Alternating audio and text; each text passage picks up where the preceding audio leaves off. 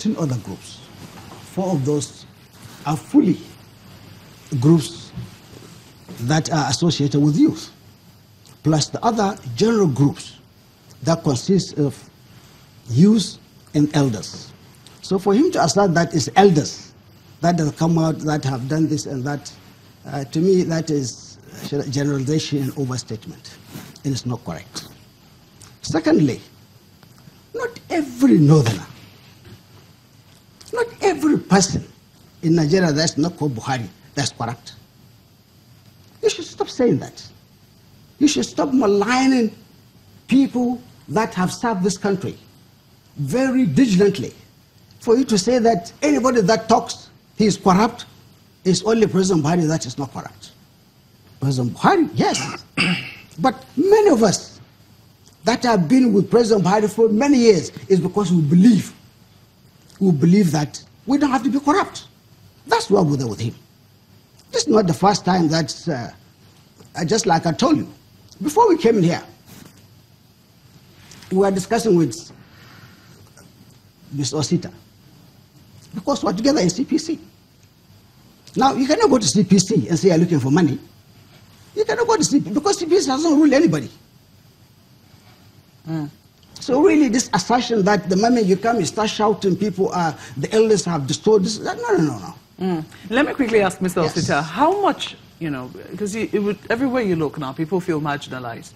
Only this morning we're talking about a local market, and you heard the complaints of the local baggy people about the FCT. They also feel marginalized. How much of this, talks around the presidency has to do with restructuring? Let me start by remembering to thank the People's Democratic Party for their apology yesterday.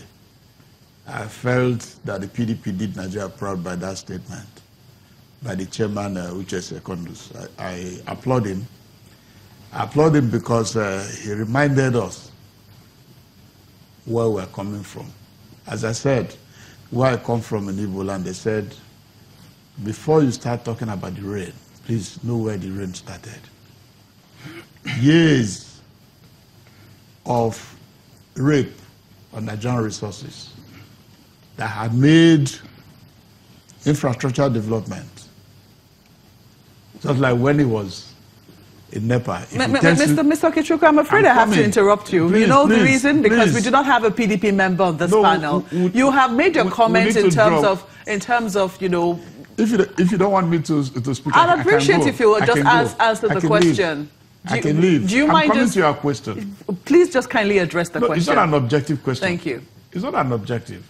We're here on discussion. Of course, you can expatiate your answer on the length of the question as much as you want to. I'm coming to But please kindly leave the PDP out of this, because they're not here to represent themselves. Thank you. No. What I'm saying is that the hunger in the land, the deficit infrastructure, the collapse of our social and fiscal institutions did not start today. And this is what we're trying to. And you cannot fix it in a day. I can understand the anger of the Northern Elders Forum or other groups in the South, or Hanez and Co. But what I'm saying that we on the federal side, government of Nigeria, we are trying to lay the solid foundation to make sure that this does not happen again. Even Mr. President yesterday, he reasoned with the turbulent nature of the state. And he's worried. And a lot of people do not even know that Pt.1 Danjuma and Mr. President are closer than most of them. And that Mr. President knows that when Danjuma makes a statement, that is something he will take serious. And even the statement of the Northern Elders Forum, Mr. President takes all this with equanimity and introspection. And what happens next? The resource we have. How do we better, prudently manage it to get people happy? That's what concerns Mr. President. It's not as if Mr. President is aloof to the goings on in the country. No, far from it.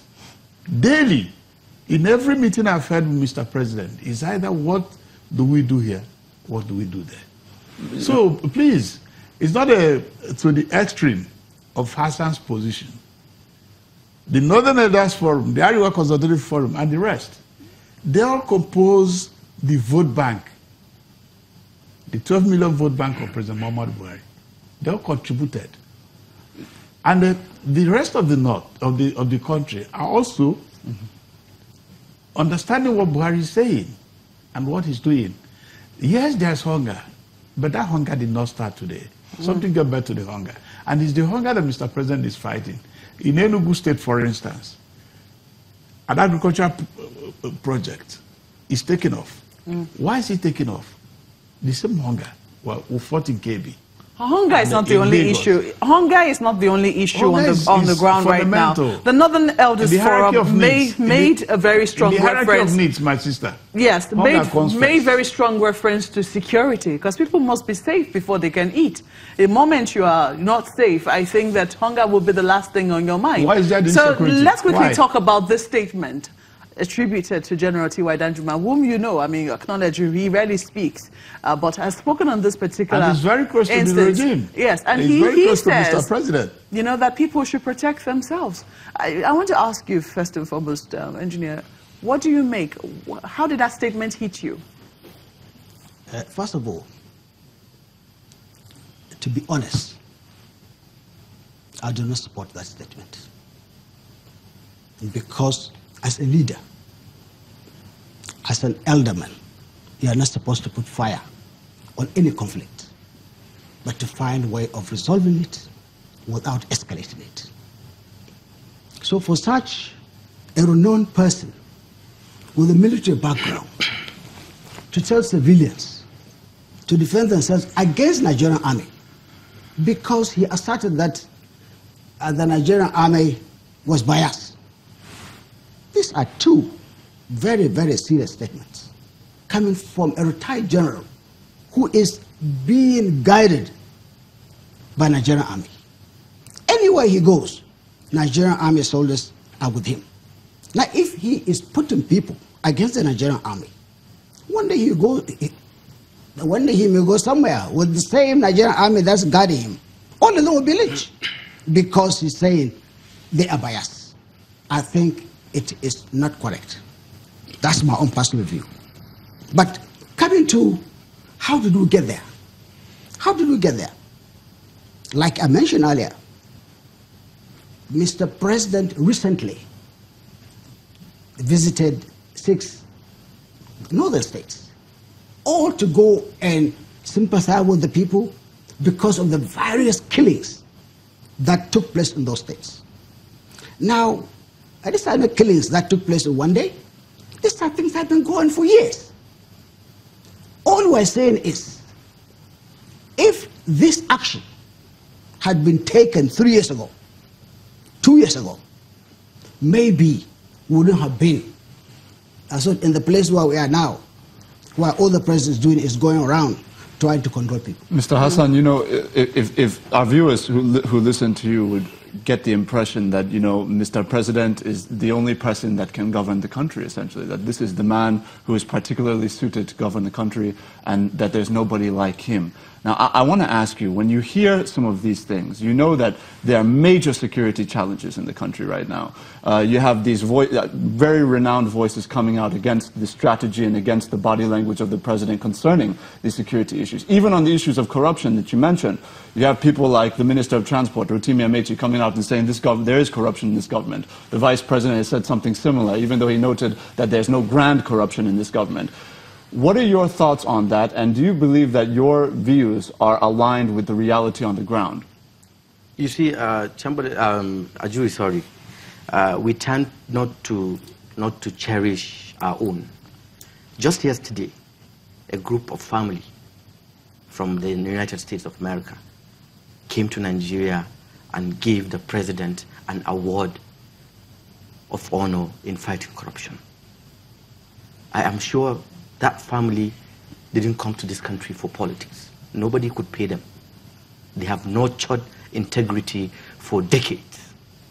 For them to have come down and give him an award, it means they've gone through his records. We Nigerians, a lot of Nigerians are unpatriotic. We tend to like what goes into our pockets than what is actually going on in the country. And mind you, I didn't say there is nobody as competent as the president. But what I still stand on is his sincerity is of no doubt. And we haven't seen anybody with that same level of sincerity present himself to us and tell us he can do it. And we'll support him. The question Ajuri has asked you, which you haven't quite answered, is not just about the person, but look at what is going on around in terms of the security situation. What do you think? What do you think could have made a general whose constituency is the military come out with a statement that says the Nigerian military is not neutral, the Nigerian army is not neutral. If you're waiting for them to protect you in this conflict, you will all die. This is a very strong statement coming from somebody who, according to Mr. Okechukwu, is very close to this administration. I don't think he's close. If he's close, he could have called the president or sent him a letter or even asked to see him. I don't think he's close anymore. You see, going by what T.Y. Danjuma said, you see, if I flip back to the books of history, I'll tell you, this is what T.Y. Danjuma is. T.Y. Danjuma single-handedly masterminded, planned, and executed the counter coup in Ibadan and killed Ironsi. After killing Ironsi, he killed 300 soldiers that are supposed to be Igbos. He said he said ethnic cleansing. What is more than that? What is more of ethnic cleansing than taking us to a war? It's a civil war that cost the lives of over 2 million Nigerians. What is more of that? And when he was defense minister, mind you, I was in Bayelsa. I was in Kayama, very close to Odi. He went to Odi and killed Nigerians, killed civilians.